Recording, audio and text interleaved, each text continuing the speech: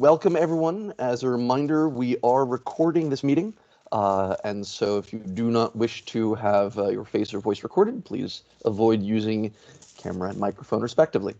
And we will be posting this on the Idaho National Labs website, and perhaps someone could paste a convenient link to that website in the chat. So we're going to have a slightly modified agenda today. One of our guests, Josh Corman, is going to be a little bit late, so we're going to sort of move around his spot. Those of you who are familiar with the history of SBOM almost certainly don't need an introduction to Josh Corman, who's been sort of carrying this banner for probably close to a decade right now, and he'll talk a lot about the history of this idea. We wanted to sort of share this. But one of our core goals today is to move into a serious discussion around the use cases for SBOM, particularly as it pertains to the energy and bulk power sector. And so we'll be walking through a couple of different ways that the community has thought about use cases and trying to tee up a robust discussion so that you can say, what is it, how do we want that document to look? What ideas do we have? Because ultimately what we'd like to do is to have this group build out as a key starting point, sort of a document laying out the use cases for SBOM for the energy sector. So that's where we're heading. But first, a couple of quick announcements. One of them is that many of you are familiar with the recent executive order 14028, signed by the president in May on improving the nation's cybersecurity. That executive order contained quite a bit of exciting ideas, but the thing that is relevant to us is it was the first national level policy document that explicitly called for SBOM. And one of the things it did is it gave NTIA, my tiny little corner of the US government, 60 days to define the minimum elements of SBOM. And on Monday, we released that. Technically, that counts as 61 days for those of you who are keeping very careful track. But in our defense, the 60th day was a weekend, and they put a new federal holiday in the middle of it. So I feel that we still did a decent job. So I don't want to get too far into this. We released a blog post that I'll paste a link to it in the chat. But the report itself walks through sort of says, hey, this is the general case of why we're doing this. And again, the general high-level case. We talk about scope to try to be very clear what SBOM is not doing.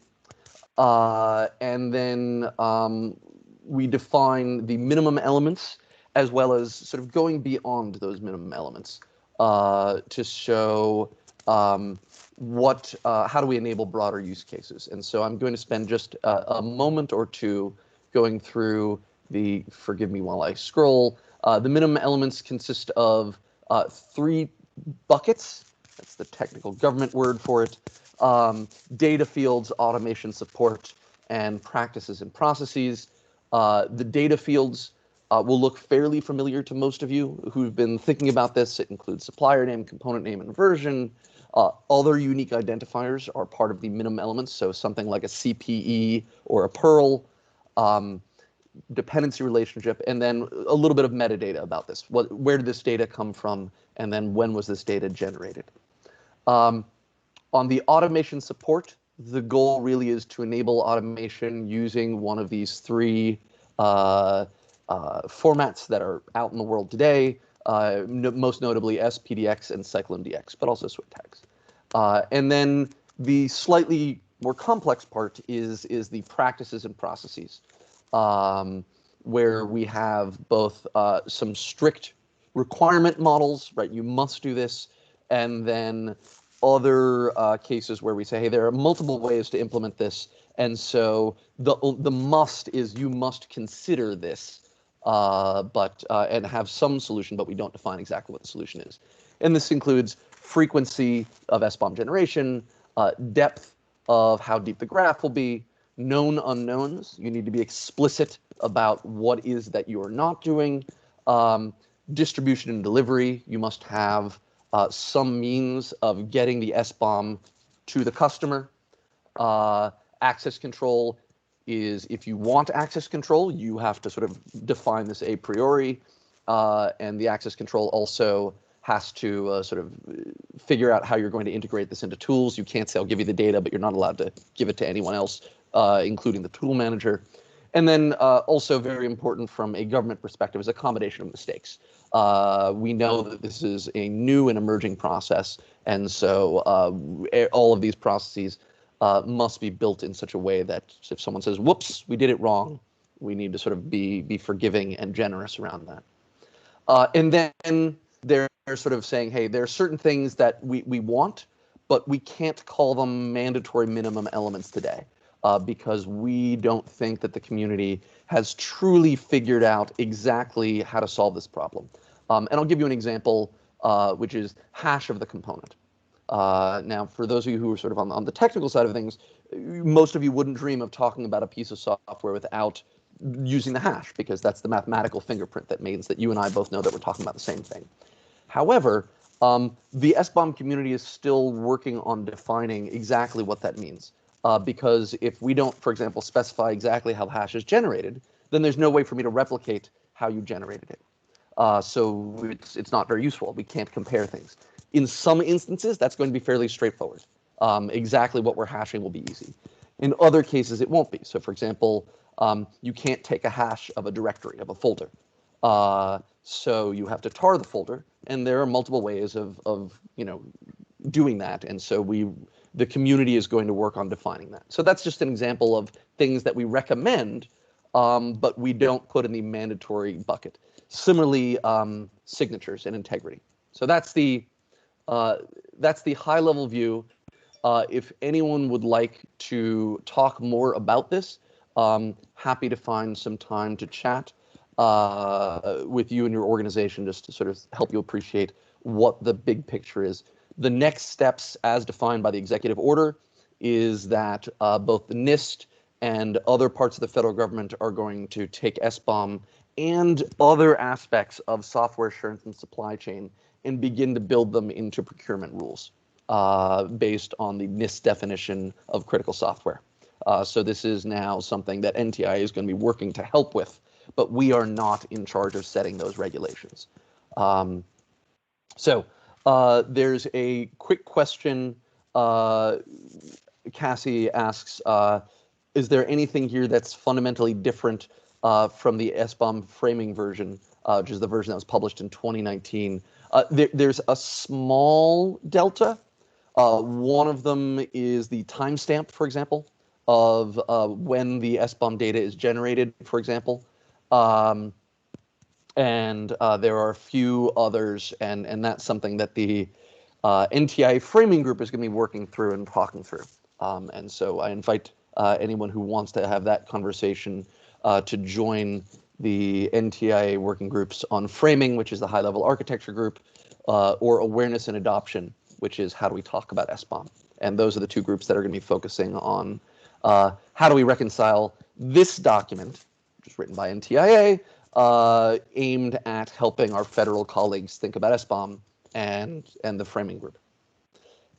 So if anyone has further questions, please feel free to reach out to me directly. That's the goal. Now, turning to the matter at hand today for use cases. So what I want to do is, again, help folks appreciate why use cases are important. And to do that, we'll take a moment to reflect on sort of the history of some of the work that's happened in NTIA for this SBomb work, because a lot of the discussions keep coming back to, well, what are we doing this for? Now, remember, SBomb itself is not the goal, right? The goal isn't to have the data. The goal is to be able to act on the data, and that's where we're working back. And so, of course, we start, one of the places that's very useful to start is, how are we going to act on this? NTIA began our initiative on thinking about software bill of material back in 2018. In fact, we're coming up on the 3rd-year anniversary. I want to say it was July 18th of 2018. A scrappy band of about 100 people met in Washington, D.C. to say, hey, should we even think about this? At the time, we didn't even use the term SBomb. The term SBomb was out there, but for reasons that Josh may touch on, we avoided using the term SBomb itself because there were enough people that said, hey, we don't like this idea. So we tried to talk about software component transparency because the ultimate goal was to be able to act on this data. The vision was to say, what is the model that we as a community need to do? And at the end of that meeting, there were sort of people identified 4 particular work streams and priorities. The first is for what we call framing, which is defining the architecture. What do we actually mean when we say SBomb? So this was the definitional group. The second group was to emphasize the importance of not reinventing the wheel, of saying, hey, let's identify what existing formats and standards we have today to do this. Because as many people pointed out, this isn't a completely new idea, and it certainly touches on a lot of other areas of cybersecurity and information management. And the third group was focusing on existing practices and use cases. So one of the foundational models was saying that none of this is brand new. People have been thinking about SBomb for a while in different capacities, and they had been using it. So we wanted to try to document existing practices as well as lay out roles and benefits. And so, and then lastly, there was a group that was the healthcare proof of concept work, which you guys heard about 2 weeks ago from the healthcare. So the group that was focused on existing practices did several things. First is they actually talked to a number of industry experts that were already thinking about this. And it was a pretty wide range. Some folks from finance, everything from finance to automotive, right? You know, people who build stuff that just happens to have some software in it, and people who were, you know, actively at the leading edge of cybersecurity with lots of resources and technology, and everything in between. And then they decided to sort of say, hey, let's take that, and rather than just focus on that, we're going to break that down into saying there are different roles and different benefits. And Josh Corman is going to talk a little bit about those roles and benefits. But the other thing is everything comes back to, well, how we think about SBomb depends on how we use it. How we use it depends on how we define it. And so that really has been this core that we've tried to make sure there's a tight feedback loop between what are the goals of SBomb, what are we trying to do, and what do we need from it. So if we have all the data in the world, we can do a lot more. But on the other hand, we may not be able to get that data in a easy to use fashion anytime soon. And so the SBomb community has followed this mantra of crawl, then walk, then run. And so focusing on the use cases of what we can use today or in the very near future. And indeed, you'll see this in the minimum elements SBomb document that we have. But I want to spend a few minutes talking about how the healthcare group thinks about the roles and the use cases for SBomb. And this was work that was defined as part of the healthcare SBomb POC. Right? So again, remember, these are some of the largest medical device manufacturers in the world. Some of these organizations actually overlap with energy because they're global manufacturers, folks like Siemens. And how the data will be used as well by the customers. And in this case, the customers are hospitals, or the industry jargon is HDO, or Healthcare Delivery Organization, because not everyone is a bona fide hospital. So they broke down their use cases into 4 buckets: procurement, asset management, risk management, and vulnerability management. And inside each of these buckets, they said, well, let's be as specific as possible about what we may want to do. And then as they planned their exercise, they said, sometime we're going to focus on this exercise, and other times we're going to sort of leave it out of scope. So, for example, procurement refers to, hey, can we have discussions about, or technically pre-procurement, when we're trying to decide whether or not to buy something? How can an SBOM help us? And they said we're going to explicitly identify unsupported or vulnerable software, informing asset management about cybersecurity concerns. They had 2 buckets that were focused on life cycles approach. So am I buying something that's out of date today? And am I buying something that's potentially out of date down the road?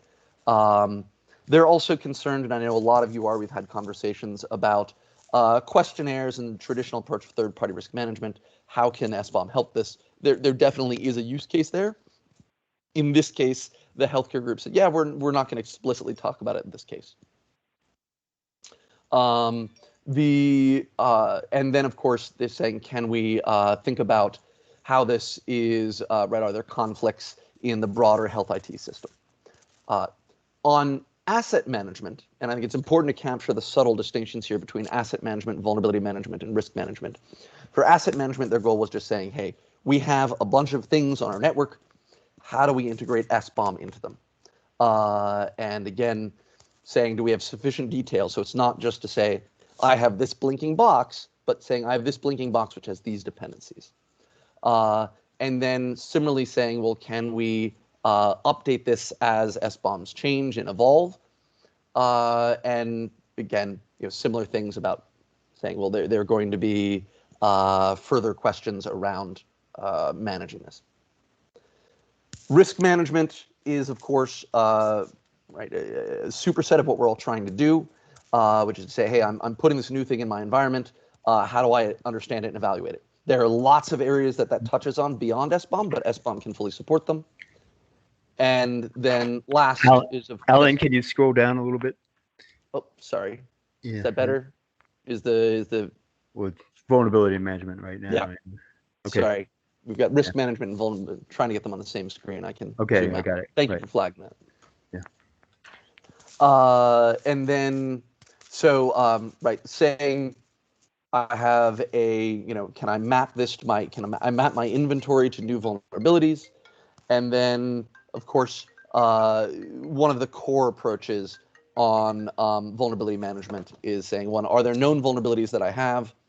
And 2, as new vulnerabilities emerge, can I understand them and determine whether or not they're on my network? So that is how the healthcare POC thought about these use cases. They broke it down into these 4 areas, and for each of these areas, they tried to identify as many specific examples as possible. And then from there said, you know what, some of these are important, but we're not going to address these today. We're not going to address these explicitly as part of it, but it still helps the community today understand their longer term roadmap. And as I still hear from people who say, in the healthcare sector, as we build out, our cybersecurity strategy for 2022 or what have you, they check back in on this to say, hey, can we, as we get more SBOMs, how will this help us think about it? So the goal is to use this set of use cases, not just as a way of saying what is going to inform our proof of concept exercise, but to also have a big picture approach of saying, how can transparency challenge? How can transparency help us address the broader set of challenges we face? And then we'll say, you know what, that's for the future work. But today we're going to focus on A, B, and C. So that's the big picture. And after Josh's presentation, we can sort of revisit this and begin a discussion about what we're going to talk about for our community, for the energy world. But now I want to turn it over to Josh. And we've asked Josh to have sort of 20, 25 minutes covering 2 things in particular. One, as I mentioned at the beginning, Josh really has been thinking about SBOM for quite a long time, and also is very familiar with the things that are the antecedents to SBOM. And so we've asked him to talk for 7-10 minutes on sort of some of the history. And then the other thing we've asked him to speak to is the document that he was the chair of, the working group chair of creating, which is roles and benefits of SBomb, which breaks down how we can think about SBomb based on what kind of hat you wear. Do you make software? Do you choose software? Or do you operate software? And how the benefits can manifest there, not just from a security perspective, but also thinking about a bigger picture. So, Josh Corman, I turn things over to you. All right, how's my audio? You're coming through loud and clear. Great. I'm gonna encourage we drop the visuals for a moment for the backgrounder. Hi, I'm Josh Corman. In my day job, I am currently almost at the end of a 1-year emergency assignment to CISA as an Emergency CARES Act hiring authority. I'm the chief strategist for the CISA COVID task force and the pandemic response. But I'm here in my personal capacity and my personal equipment to give some background on how we got to this SBomb state of affairs. And while the history could start back in the 40s or earlier, I'll start about almost, and I'll be very quick about this, but it's useful to contextualize this. I was the director of security intelligence at Akamai in 2013. And I was researching Anonymous and the rise of hacktivism, and I cared about rugged software and application security, and application layer attacks were on the rise. And I kept trying to encourage that we write more defensible, resilient, critical infrastructure. I had recently founded I Am the Cavalry, which was focused on our overdependence on undependable IT and safety critical areas. And here I am trying to protect banks and e-commerce sites from adversaries and ransoms and DDoS crews. And all of a sudden, July 13th, 2013, there was an attack on Apache Struts 2 that hit most banks. So instead of attacking a single bank with a single vulnerability on a single bespoke piece of code, I said the world just changed. It's open season on open source. Who's ever going to go back to attacking just one bank at a time? And as such, I started leaning much more heavily into and finding out that most commercial code was actually third-party open source libraries and components. We're not really writing code anymore. 85, 95, 90%, depending on who you asked, was third-party open source code. I eventually ambled my way into going to work for Sonatype, which was the custodian of Maven Central, the Java open ecosystem. And Java has been furthest along on the notion of dependency management, transitive dependency management, and the like. And I wanted to look at this as an epidemiological problem, that who's using which libraries, when there's vulnerabilities, how quickly do they do them, and just really have a large data set with which to understand and buy down risk in this global supply chain, at least for Java, which still remains the #1 ecosystem. And as soon as I got there, I noticed that there was debates in the House and the Senate over, is healthcare.gov hackable? And I said, I bet you I can answer this question. So I looked up the people who wrote healthcare.gov. I looked at all the open source libraries they pulled down. I looked if they ever took vulnerability fixes for any of them. And it was nearing 1,000 remotely exploitable flaws in the overall potential set of components used without updates.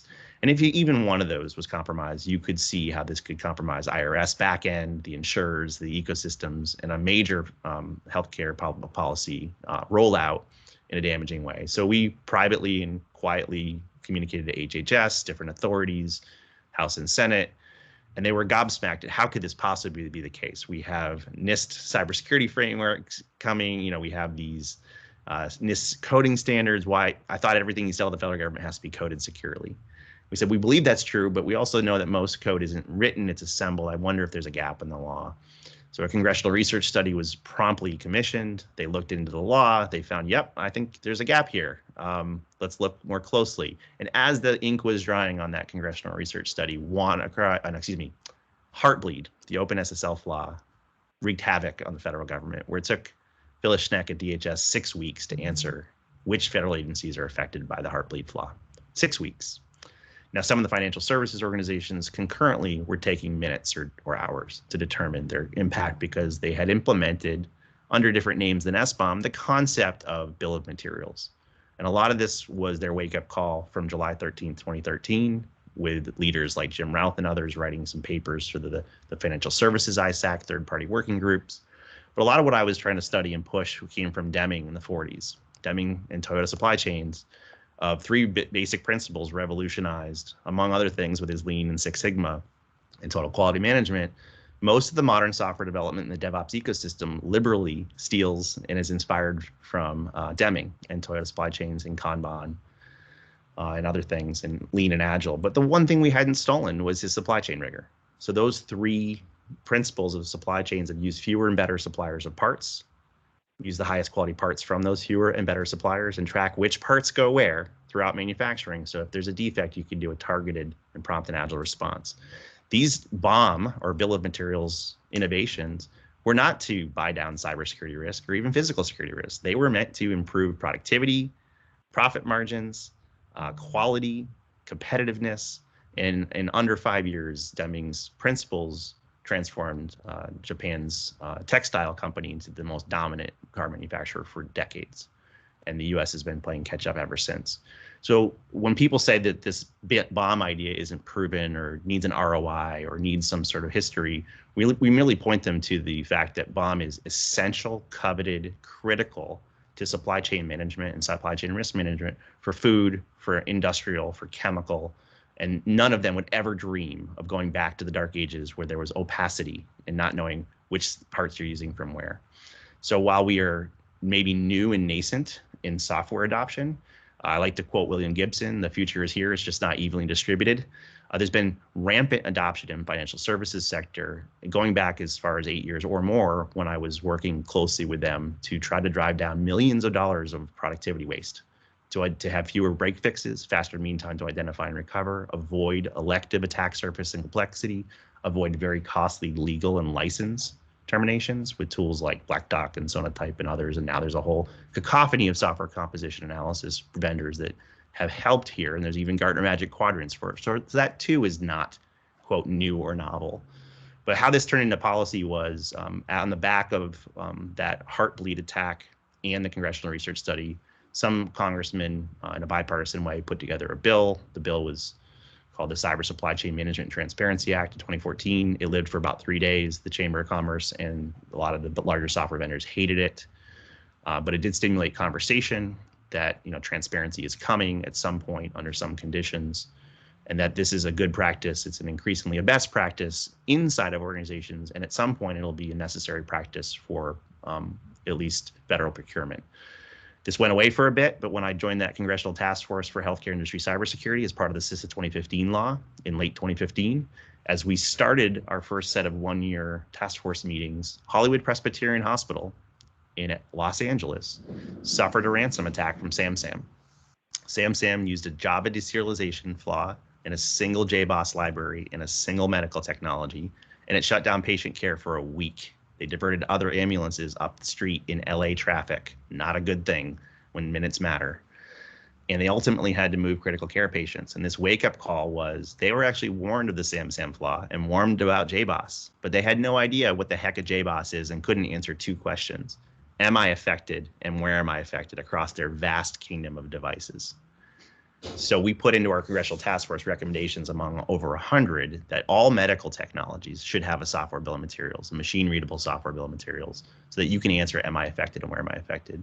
Congress liked this. As the report came out, WannaCry was hitting the UK pretty hard, and they said this is a common sense move, it's overdue. They asked HHS, please go do this through their oversight. FDA said okay, and they put in their pre-market guidance for cybersecurity for medical devices that you should provide a SBOM, a cyber bill of materials, which included a software bill of materials and a hardware bill of materials. They later dropped the hardware part. And this was putting things in motion, at least for highly regulated safety critical devices. And this might calm the fears or prove the fears of those initial objections that this might be hard or dangerous. And as such, quite a bit of industry reacted to this and said, oh boy, if we accidentally have a healthcare only SBOM standard, could that become a de facto standard for ill-fitting things like SaaS or mobile devices or commercial enterprise software, and encourage the nation's, the president's advisor on telecommunications and technology, which ultimately made its way to Alan, which you got a little bit of history on, to say, if we can come up with voluntary best practices and standards for, not standards, but voluntary best practices and harmonize use for all software IT, the grand bargain was FDA said, if you come up with something useful in time, we'll use it, and we can have some avoided duplication and lost time. I was very impressed, and this is probably where Alan's already done it, so I could probably tie this off, but I was very impressed to see such a large outturn in people from various stakeholder groups, hospitals that depend on this software and intelligence, medical device makers who knew that they were going to be regulated eventually, large, major software providers understanding that the time had come and they were going to lean into this. And rather than wait for it to happen, they would shape and sculpt it to be as economic and efficient as possible. And the rest is history. I don't want to repeat anything Alan said before I arrived, but I think that that arc of history, maybe with its roots in Deming in the 40s, really proven practices for our food, our manufacturing, our chemical supplies, it's over time to do so here. And now probably the most significant push is that the cyber executive order recently, I'm going to read one sentence from it. That's my favorite. But this one, in part response to SolarWinds, but in part response to the spate of ransomware on privately owned and operated critical infrastructure. And just so many of these attacks like Urgent 11 or Ripple 20 that really do prey upon things nested deep in our software supply chain. The idea here is, if we go back to first principles, one of my favorite lines here was, in the end, the trust we place in our digital infrastructure should be proportional to how trustworthy and transparent that infrastructure is, and to the consequences we will incur if that trust is misplaced. So Alan and NTA have defined the president's minimum viable SBOM recently, I think Monday. There's now several more steps to be taken by NIST, ultimately by my day job's parent organization, things by OMB and others. But this is a proven approach being applied to modern software development. It will be scary. It'll be hard for legacy. It's actually pretty frictionless for things like Java and a Jenkins build. You almost can't do a build without getting one of our 3 standard formats as a byproduct of building the software at the time you built it. So this will be a transition, but we're going to go from complete opacity to maybe some errors and omissions and guesses at SBOMs to maybe higher fidelity and more reliable SBOMs, to a point where we're going to wonder why we didn't have these this whole time. But it's taken some bravery and sweat equity to get us here. So I'll tie off the history lesson there. I hope that was what people wanted. It was. Thank you. And by the way, and thank you for your leadership and foresight in this. Right. This is something that, as we acknowledged at the beginning, you've been pushing for quite a long time, and helping to pull the community together. We were hoping that you could, since one of our goals for this energy community is to help the energy community sort of define for itself what the value is, what are the use cases that we can have for SBOM that may be the same as everyone else, but may also be specific to the energy and bulk power community. So I was hoping you could walk us through, and I can share the screen if you want me to, the document that you and your working group put together over the course of 2018 and 2019 on roles and benefits. Yeah, let me just do a visual first, then you can take it back. I was looking back to all of our old great materials, and I just decided there's some oldies but goodies in here. Let me know when you can see. I'll be quick. What's anything? I don't see anything. We've also lost, I think your video appears to be cutting out at the moment, or is not updating.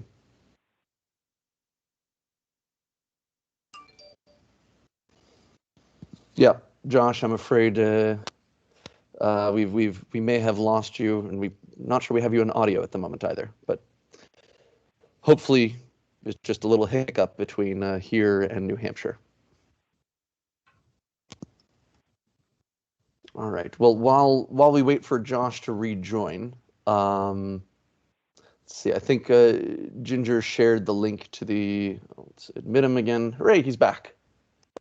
We will share the link to the roles and benefits model. But you're back. You're muted, Josh, I think.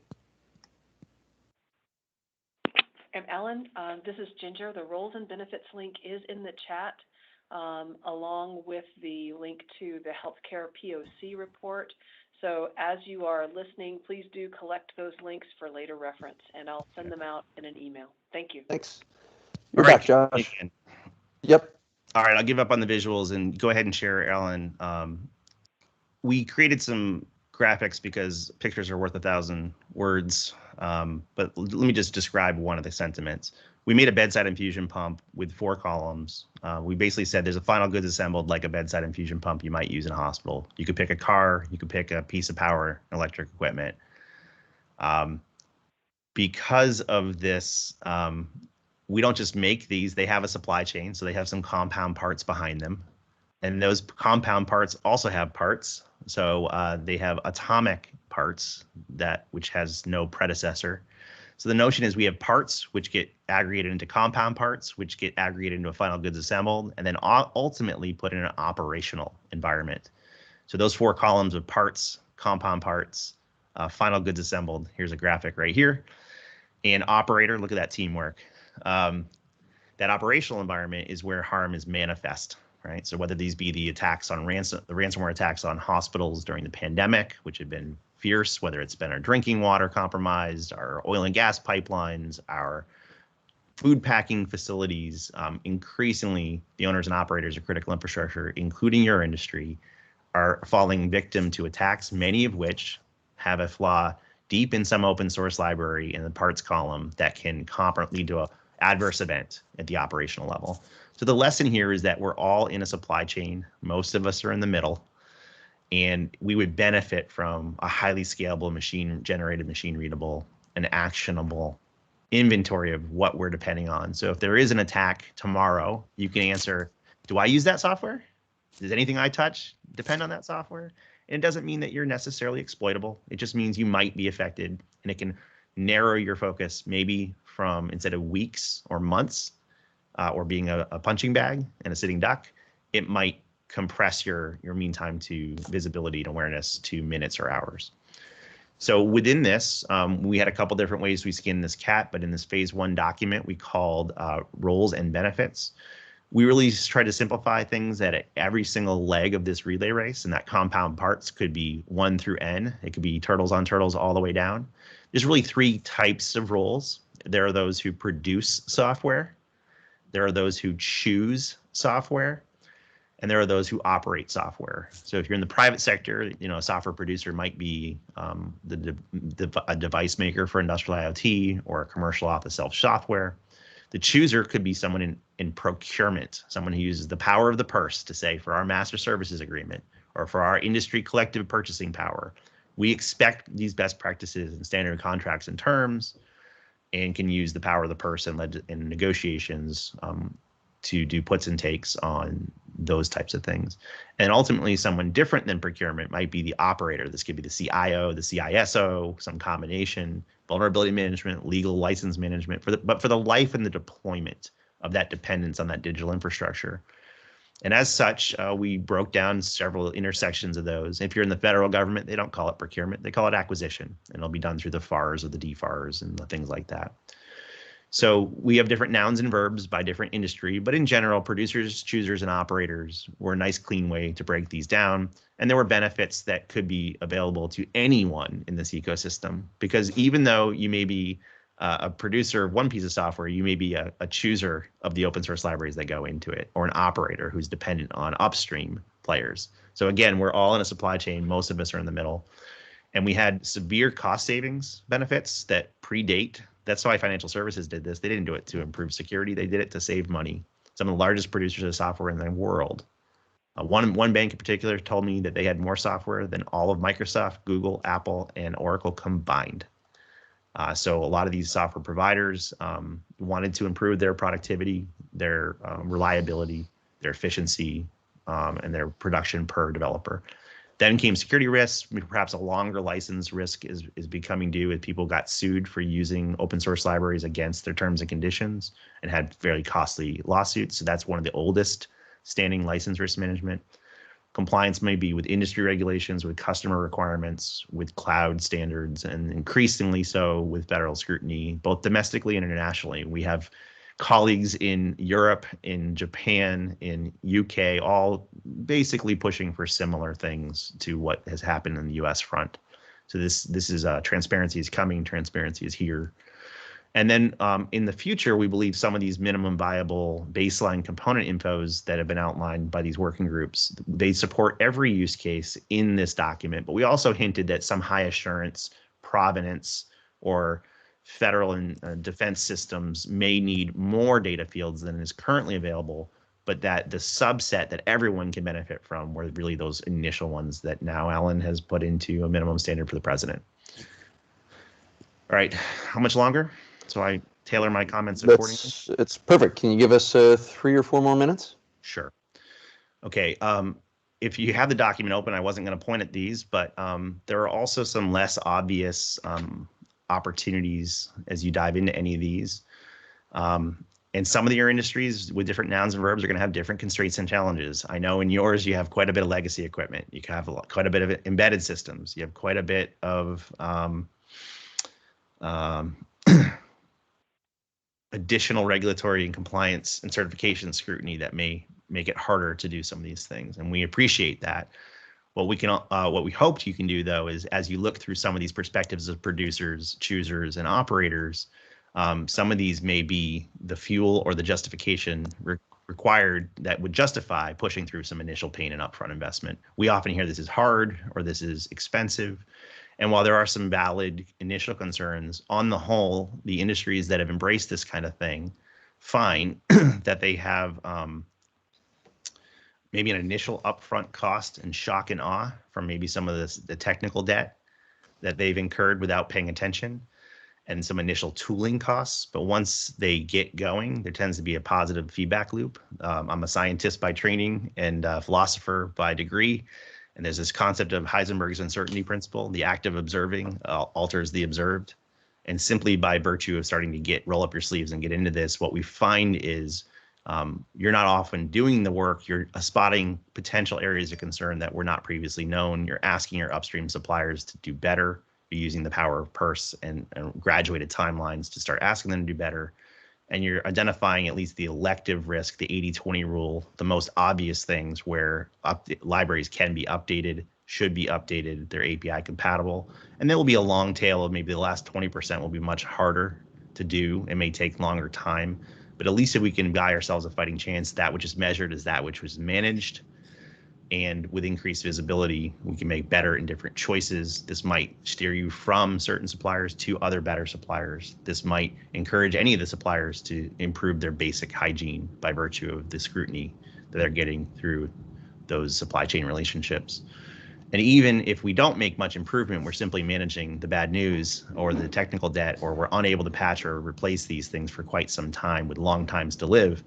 We also know that being situationally aware can at least help you focus your limited operational assets in the case of an active attack, so you can focus on the things that matter, that are most likely to be affected, so you can take compensating controls, mitigations, or at least brace for impact and dust off your incident response playbooks. So this is going to be things where light dawns gradually over the hole. We're going to go from maybe complete opacity and being a punching bag to some ugly truths initially to maybe some less ugly truths over time. But no matter what, as a first principle, trust, transparency, trustworthiness, and auditability are just something that's time has come, and we're going to roll up our sleeves and get into it. There will be some specific challenges in your sector, and I'd love to work closely with your sector over time to spot those unique challenges. But in many cases, when we've done this with healthcare, with automotive, with financial services, some of the problems encountered by one have already been at least solved, or a solution has been begun elsewhere, and we can afford you that learning curve compression. Thanks, Josh. Well said, and a nice optimistic note to close on. There is work to be done, but the good news is that none of us are actually doing it alone. The whole world of software is trying to get a handle on this, and in particular, it's a great sign that the collective group here that's assembled has said, yeah, this is something that we can work together, so that we're all moving together. Yeah, one more point. Go ahead. Do you have the ability to share that dimensions graphic? Let's see, which dimensions graphic. Okay. So we also in our adoption, our roles and benefits turned into adoption awareness in our phase 2 work, and in anticipation of the pending executive order, we put out 2 potentially quite useful documents for your purposes as you wrap your brain around this, but also as you sell this to your teammates. One is called SBOM at a glance. It's just a very, very, very short paper that helps people understand how we looked at this, some definitions, some pointers to other documents. But the one I want to show is actually the second one, which is a single page graphic with a little bit of exposition called SBOM's options and decision points. And this really just kind of helped you look at a few of the levers. This may need an update in to reflect the president's definition of an SBOM for the initial executive order purposes. That doesn't necessarily affect you, but this can inform you that we tried to define what is the baseline component info, the formats of the three that can support those minimum baselines, how deep we are expected to go in that supply chain, how often it should be generated, some assumptions and consensus around how those are delivered and interoperable, and then maybe some hints at some adjacent vulnerabilities. But the idea here is for new software, this initial consensus is well practiced and well rehearsed in a whole bunch of industries. For legacy, you may need some fallback, next best fallback alternative positions, which is the minus column. And for some industries, you need better because the consequences are higher or it's a national security concern. So we've also noted some people's existing practices that aren't yet common practices. So this could be a useful document for helping you get your brain around what this is and isn't. And unfortunately, there's a lot of FUD and misinformation being spread right now. And we're trying to fight that regularly. So I would point you at those two new documents, but also probably our crown jewel is our FAQ at ntia.com/SBOM, which has any number of your fears and apprehensions about intellectual property. Is this a roadmap to an attacker or a roadmap to a defender? And there's some really well vetted answers to those questions that are often in good faith, but sometimes not so much. Thanks. Thanks, Josh. So if folks have some questions for Josh while he's joining us, now is the time to chime in the chat. One thing that we're going to be putting to you is what is the best way to think about how this can be useful for this community. Something that came up on a Twitter discussion just this morning with a brilliant woman named Nisha Kumar, where she said, the goal isn't to have the data, it's to use the data. And so, what are some of the things that you would like to see this data be used for in the short run and then in the longer run as we get more tools? Because I think it's a chance to be both ambitious and then we can focus on sort of the realistic of what's in front of us, using our mantra that is also a famous Josh Cormanism of crawl, then walk, then run.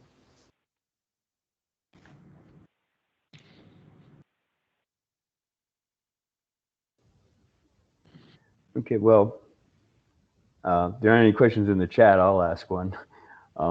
Josh, what can you take your guess as to what would be probably the most important use cases for the energy sector or electric power in particular?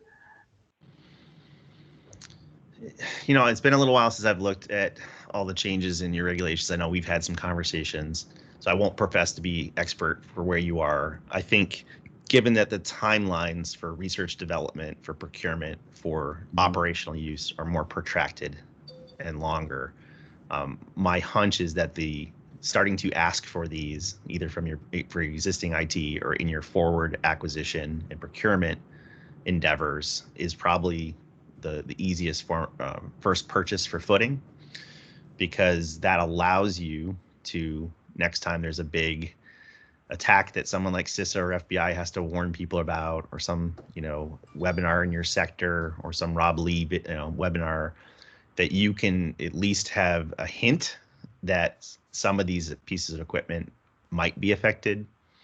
That's usually the crawl stage. It's not that it's going to be dispositive and tell you that we are completely safe. You won't know that. And it won't tell you that we are completely prone. You won't know that. But the hint amongst so much infrastructure during the time-sensitive active exploitation or warning, it starts to become very obvious why this is important. So even bad SBOMs and even incomplete SBOMs and even derived SBOMs become very useful for incident response triage. But if you're not asking for them now, you won't be able to avail yourself of that triage later. So we usually encourage industries to put this in a standard procurement language in a crawl, walk, run capacity. If you can't get it for legacy code, you can at least get contractual commitments to have it by a certain future date. you can at least do some sort of software composition analysis to guess at the right versions, and like some of those guesses are pretty precise. So I think what we want to do is start measuring with imperfection, start leveraging our purchasing power. And I think what that starts to do is puts pressure on your suppliers and supply chain that they should clean up their technical debt that was unknown to them. Sometimes they didn't know either. But that cascading daisy chain of accountability and transparency starts with procurement and purchasers, and its initial benefits will be operationally. I'm not sure if I answered your question. No, that's good. We've got a question from Josh Weiss, or Wiss, I'm sorry, Josh. If we're to allow customers access to the SBOM, how do we protect it beyond an NDA? Will regulation require a disclosure method, or can we determine the safest method for us? So I'd encourage, I'll give a two-stage answer, but short. I'd encourage people to take a look at some of our FAQ questions, because there's some difference of opinion on, will SBOM always be under NDA and confidential and access controlled, or will they always be public? And at least for the NTA process, we've been agnostic to that. I believe they will ultimately be public. They're easily discernible by adversaries right now through technical and subversive and illegal means. One of the things that people don't understand is many of the licenses associated with the open source we use obligate people to disclose them publicly already. In fact, many of the products that say we'll never disclose these already do, because they get sued otherwise. So they're currently in PDFs instead of machine readable structured formats, but there's a lot of this information is available. My belief is these will be public and machine readable and standard in many spaces eventually. But for now, if people believe there's additional benefit to NDAs and confidentiality and secure portals and enclave viewing, then we are indifferent to that. Okay, good. Scott Townsley, and Alan, did you want to say something? Oh, just the other thing I want to sort of flag for this is, I think, again, in the spirit of let's try to avoid inventing things that are new, many of you as sort of large suppliers already have relationships where there are things that you say, hey, we're giving you some information, but you can't disclose it. And similarly, you already have trusted channels for your support documents and things like that. And so what we want to do is build on those, identify where we can extend it for automated data flows, and for areas where we don't have that, there are other tools that have emerged, and we can build on that. Yeah, I think my personal favorite FAQ answer is isn't this a roadmap to an attacker? And in it, it's a fairly exhaustive one. There's a corollary question that might scratch some of your itch, which is, isn't this intellectual property?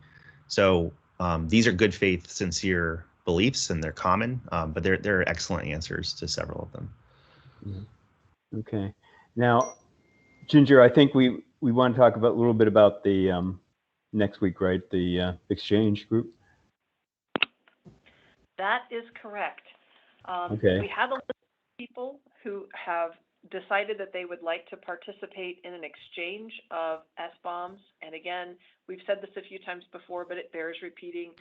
We're looking for the critical infrastructure electric sector asset producers to be the people who provide those SBOMs, and we are looking for asset owners who may take advantage of those devices to be our consumers. So if you are a third-party security solution provider, although you are going to be pivotal to the production, consumption, and meaning making from software bills of materials, we're asking you to just sit out this lap and let us do an initial exchange. If you meet the definition of producer or consumer, as I've put it out, again, our critical infrastructure hardware, software producers, and our critical infrastructure electric sector asset owners. If you haven't already received an email first, if you want to participate, I put the email address in the beginning of the chat. You may have to scroll up a little bit to find it. Let us know that you would like to be part of it. We are planning the next meeting of this team, the first meeting of this team, on the 21st. That is next week, and it will be, as Alan says, this bat time, this bat channel. Josh, you had a question. I just noticed in the chat, in case it's not seen, Chris Lux says, when can we expect NIST CISA to announce authoritative list? Alan can answer what he has already published. I'll just also flag that is the list for the executive orders, scope, reach, and enforcement, with subsequent agencies doing their own additions and interpretations, including NIST, OMB, GSA, CISA. But separate from the executive order, there are other industry regulators in other countries that may have different ones. So I do think some of the NTA voluntary stuff, like that graphic we just showed, are the ones that we know are supported by the three SPDX, Cyclone DX, and SWID, and that they're translatable. All those fields are supported. And if you do sell to, say, the food, through the Food and Drug Administration regulations, they're going to have their own list, which I hope will be quite compatible with the president's executive order, but may not be identical. And sorry, I see that there's Josh, there's a request to chat. And yes, you should always feel free to sort of reach out and say, hey, let's find out what works. This is meant to be a forum where folks can speak freely, but we also understand that there are things that you may not want to say in quite so public a setting. And so please reach out for me. We're happy to also connect you with our partners at the Department of Energy, who are not regulators, or the one not wearing the regulatory hat, and so we can sort of engage on that front as well. There are a lot of work, as Josh flags, there are a lot of different ongoing working groups to sort of set this. We're working to sort of make sure that all of these efforts, everyone can innovate the way they need to while still having sort of a common interoperability model. So that's what we're going for here. In terms of what comes next for executive order, if you scroll down at the president's report, the report to the president on minimum elements of SBOM, at the very end, you'll sort of see what the next steps are, which is going to be taking these minimum elements and translating it into some more clear and explicit requirements. That's the next step. And if you're reading your executive order, that is section 4 sub E in executive order of 14028. And I can paste a link to that in the chat. But so tying things off, we'll send a link to the executive order and the documents we talked today so that folks can reference them. Our goal in 2 weeks is to have a more structured conversation, probably using Idaho National Lab's mural resource, to have some brainstorming around the use cases and how we want to structure them and think about them. And then Tom, Ginger, and I will work on putting that together into a straw man, but ultimately that's going to be your document. And so we're going to rely on you guys to sort of roll up your sleeves and say, okay, this thing is the thing that I'm interested in. I'm going to try to write this paragraph. And we'll talk more about what that process looks like. So Josh, thank you so much for joining us today. And thank you everyone for chiming in. As always, don't hesitate to reach out if you have any questions. And we'll talk again over the next few weeks. Okay.